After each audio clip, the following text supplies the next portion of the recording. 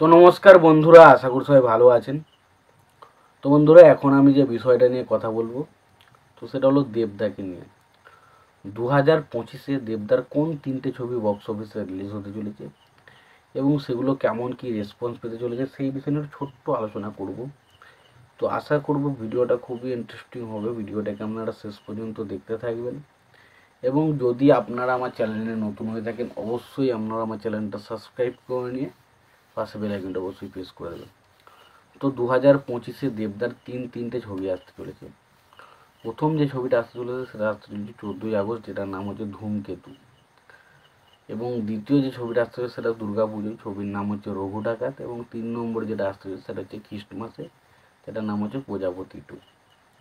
এবার এই 3টে ছবি ছোট্ট করে একটু আলোচনা করে নিই।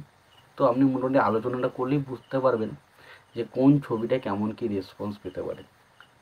প্রথমত 14ই আগস্টে ধূমকেতু নিয়ে যদি আমরা কথা বলি, দেখুন এই ছবিটা কেমন কি চলবে না চলবে এটা পুরোপুরি নির্ভর করছে ছবিটার কন্টেন্টের ওপর। ছবির কন্টেন্ট যদি দারুণ হয়, মানুষের যদি পছন্দ হয়, তাহলে কিন্তু একটু মোটামুটি ভালো কালেকশন কিন্তু আসতে পারে। এবার এই ছবির প্লাস পয়েন্ট কী কী না, এই ছবির প্লাস পয়েন্ট হচ্ছে এই ছবির পরিচালক হচ্ছে কৌশিক গাঙ্গুলি। তো কৌশিক গাঙ্গুলি খুব ভালো মানের একজন পরিচালক। যে কোনো অভিনেতাকে তার কাছ থেকে অভিনয় বার করার ক্ষমতা কিন্তু কৌশিক গাঙ্গুলির মধ্যে রয়েছে। তো এটা একটা পজিটিভ দিক। তারপর দ্বিতীয় যেটা পজিটিভ পয়েন্ট হলো সেটা হলো এই ছবিতে আমরা দেব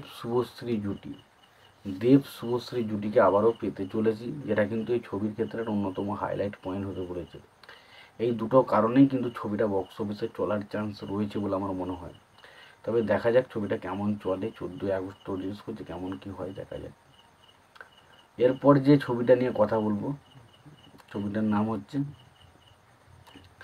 এরপর যে ছবিটার নাম হচ্ছে রঘু ডাকাত। তবে এই রঘু ডাকাত সিনেমাটা হচ্ছে দেবের সব থেকে রিস্কি প্রজেক্ট।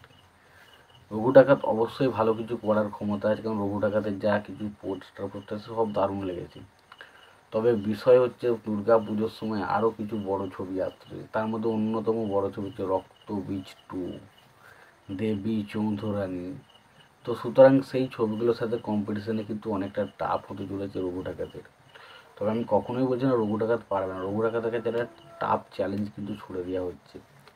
এবং খ্রিস্টমাস হচ্ছে সব থেকে সেফ প্রজেক্ট হচ্ছে দেবের, যেখানে আমরা মিঠুন চক্রবর্তী দেব এই যে কম্বিনেশন, এটা একটা বিরাট বড় হাইপ তৈরি এমনি হয়ে যাবে। তারপর হচ্ছে দেব অতনু রায় চৌধুরী, এই যে একটা মানে জুটিটা, সেই জুটিটা একটা আলাদা রকম কাজ করে। এবং আমরা দেখেছি যতবার দেবদা খ্রিস্টমাস এসছে তার ছবি কিন্তু দারুণ কালেকশন করেছে। তো সুতরাং এই ছবিটাকে সব থেকে সেফ প্রজেক্ট বলে মনে হচ্ছে। বাকি ছবি দুটো একটু রিস্ক রয়েছে, বাট সব থেকে বেশি রিস্ক যেটা মনে সেটা হচ্ছে রঘু ডাকাত নিয়ে। বা রঘু ডাকাত হয়তো মারাত্মক কিছু করবে, না হয়তো এদের সামনে হয়তো হেরেও যেতে পারে। বাট বাকি দুটো ছবির মধ্যে আমার সব থেকে সেফ প্রজেক্ট কিন্তু মনে হলো খ্রিস্টমাসেরটাই। তোমাদের কি মতামত অবশ্যই জানিও। ভিডিওটি ভালো লেগে থাকলে লাইক কমেন্ট শেয়ার করে দিও। চ্যানেলটা নতুন হয়ে থাকলে অবশ্যই তোমরা চ্যানেলটা সাবস্ক্রাইব করে নিও, পাশে বেল আইকনটা অবশ্যই প্রেস করে দিও। ভালো থেকো, সুস্থ থেকো, দেখা হচ্ছে পরবর্তীতে।